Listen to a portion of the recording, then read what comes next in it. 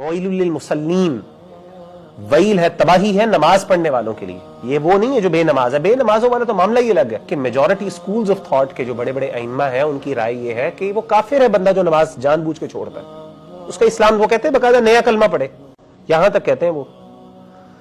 और कई अइम्मा की राय ये है कि उसको वही सजा मिलेगी जो मुर्तद को सजा मिलती है, तो उसकी सजा कत्ल है। यानी नमाज छोड़ना तो दूर की बात है, वो है ही तसव्वुर ही था।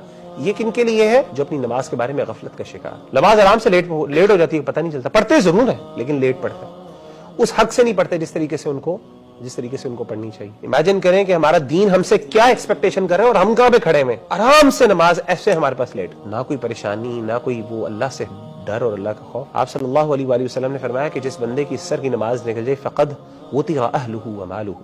आपने फरमाया जिस बंदे की असर की नमाज जाया हो गई ना, ऐसा उसका माल भी सब तबाह हो गया और उसका अहलो अयाल सब तबाह हो गया।